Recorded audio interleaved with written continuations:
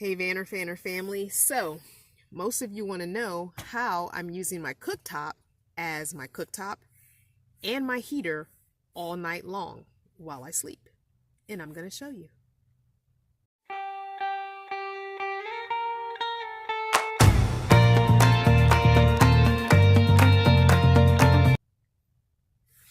So, I just got this cooktop from Amazon. I will link it down below in my pinned comment, but you can also find it in my Amazon store. It's just the gas one butane and propane dual fuel portable stove.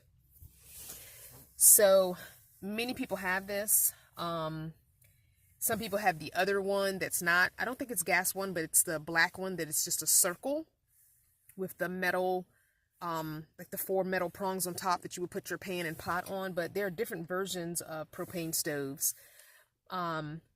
This one is just happened to be within my, budget. I still want to get that little mini one because I don't need this big of a stove. The mini one is probably about the size of the black top of this. It's probably about just the size of this black square. It doesn't have all the extra. It's a couple inches smaller, so to me that makes more sense. And it comes in silver, not this goldish color, so I prefer silver. But I'll wait and do that another time. I needed something right away because my other one stopped working and this was in my budget. So these stoves, at least this gas one, they come with the adapter hose. I'm using the one from the other stove. This is the one it comes with. So it comes with an adapter hose, and this screws into the stove where the butane canister would go, and then this screws into your green propane canister or another hose that I have hooked up on the floor to my 20-pound tank. So I'm going to show you how it's in this stovetop and how I just would hook a green canister for cooking. I use the green canisters up on the top for cooking, and then I use the big 20-pound tank on the floor when I do my heat at night. So I'm going to put you on the tripod and show you cooking setup. Then I'll take you down to the floor and show you nighttime heat setup.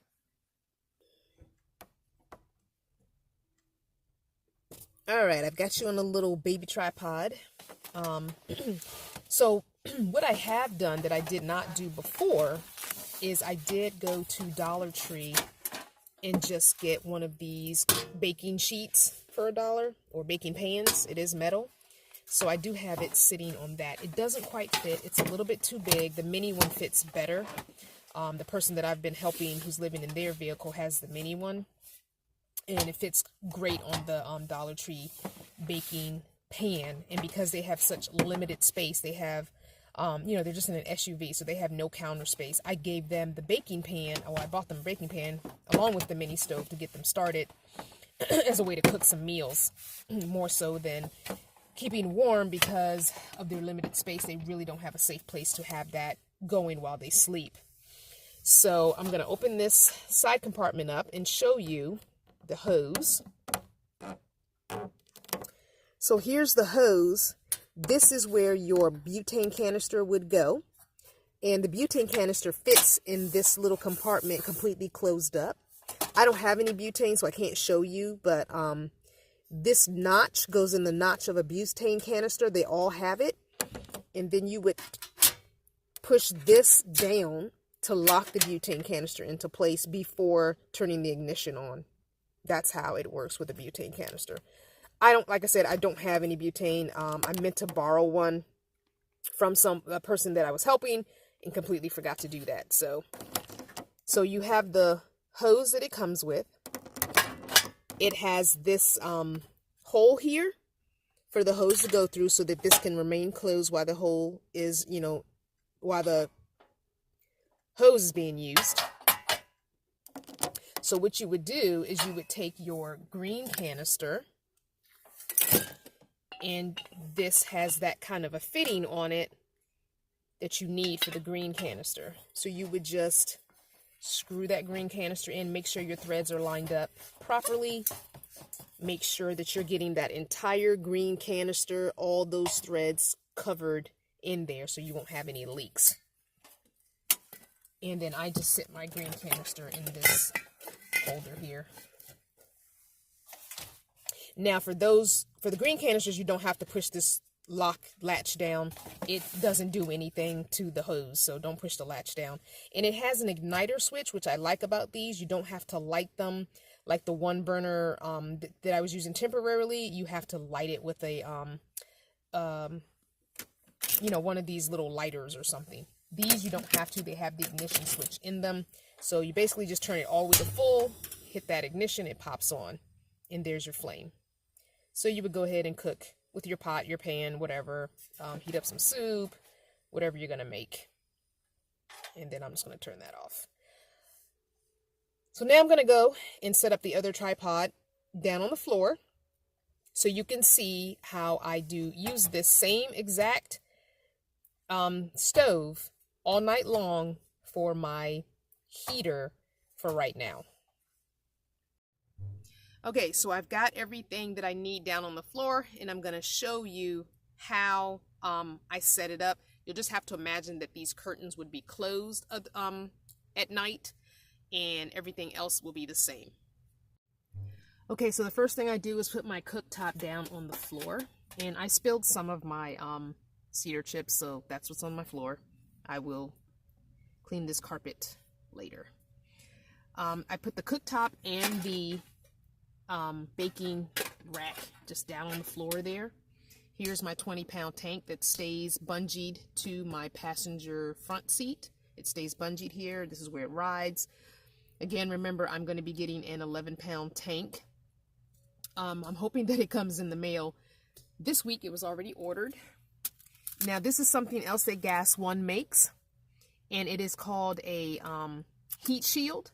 So I do use this as well, because remember, I have a curtain that goes right here behind the two front seats, and so I want to keep them from accidentally blowing on this open flame. So I do use this. I don't use it when I'm cooking up on the counter, but I do use it when I'm in heater mode. So I just put it like this, so that the sides and the back of this are blocked. It also helps keep, you know, the heat going this way more so, which is where I want it to go. I want it to go this direction because that's back in the back where my bed is.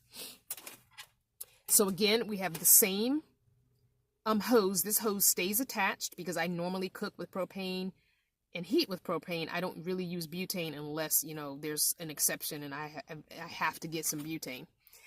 There's a hose on the propane tank that goes into this fitting. I will try and find it on Amazon and link it below as well, because it's not the normal hose that goes to the propane 20-pound or the bigger propane tanks. So I've got to find that on Amazon and make sure to link it for you so you get the proper hose that goes from a bigger tank into this adapter hose. So you got two hoses that you're connecting together.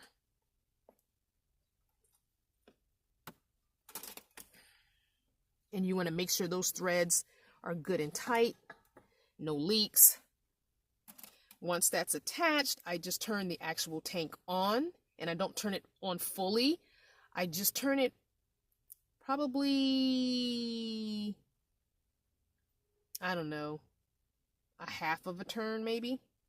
And then again, you turn on the heat. Now, when I first park at night, I've had my heat running in my car while driving to my parking location. So before that heat dissipates, I get in the back and I set this all up and I turn my heat on low. And I keep it at about, let me show you, I'll turn the light out. I keep it at about this right here. I keep it just before it starts to flutter like it's going to turn off. I do it just before that. So very low. Then I get my pajamas on, I brush my teeth, I wash my face, I clean my feet, I do all that, get on my PJs. And then I just kind of sit in this chair that I'm sitting in now and chill for the evening until it's time for me to go to bed. You know, whether that means watching videos, watching Netflix, whatever I do, I just kind of sit in this chair and chill out. And probably somewhere between 8 p.m. and 10 p.m. I get into bed. Depends on the day I've had, depends on what time I've got to get up in the morning, etc., etc. And so I can leave that running all night on that low setting. I crack my two front windows in the vehicle. I crack this side window, or actually open it, because this one can't crack. It's one of those push out windows. It only has one opening and one close. I've tried to open it halfway, but the little thing that locks into place won't lock unless it's fully open. So this one's open. And then the one by my head is also cracked about 2 inches, you know, and my face is right there. So I've got fresh air coming into my face. So far, I haven't had a problem. I'm not condoning anyone to do this. I'm not saying that you won't suffocate if you do this. I'm not saying you won't blow yourself up if you do this. I'm saying that I haven't had an issue doing this, and I've been doing this for a few years now, using a cooktop as a source of heat all through the night while sleeping. I'm also a very light sleeper, so that probably helps the fact that if I hear anything in or around my van, I sit up immediately and check this. If it gets too warm, I just turn it off and just bury down in the covers and turn it back on in the morning and get back in the covers and let it warm up for a few minutes. It depends on how I feel, depends on what's going on with me. If I feel like I don't want to leave it running all night, I don't. But for the most part, I keep it on really low and leave it running all night. Now, I'm going to leave it running right now because I'm about to take a nap, because I'm going to be working my first partially overnight shift from 10 p.m. to 2 a.m. at Planet Fitness as part of my training. So I'm getting ready to take a nap. It is right now about 2:30 in the afternoon. So I've already had lunch, and I'm going to take a nap until about 8:30, and then I'll get up, I'll wash up, I'll put on my Planet Fitness work clothes, and I'll go inside the Planet Fitness. This one happens to be in a shopping center, and so I'm parked at the shopping center, so I don't have anywhere to go but maybe 50 steps to the front door. I'm parked on the side of the building, not in the front. So I will move my car to the front, though, so I can see it from the window while working tonight. I hope you enjoyed this video. I hope you enjoyed this explanation of what I do for my heat during the night all night. And if it works for you, great. If you don't feel safe doing it, then I would say don't do it. I do not have a CO detector or smoke detector. Those are things that I do need to get. I did have them in Cardinal. I don't have them in here, but because I have so many windows open, I haven't had an issue, and that's why I have so many windows open. I could probably be fine with just this one window open, but I'd rather have a little bit more fresh air coming in than not, just for the fact that I don't want to asphyxiate. Thank you for watching. If you have any questions, go down below and we'll keep the conversation going down in the comments.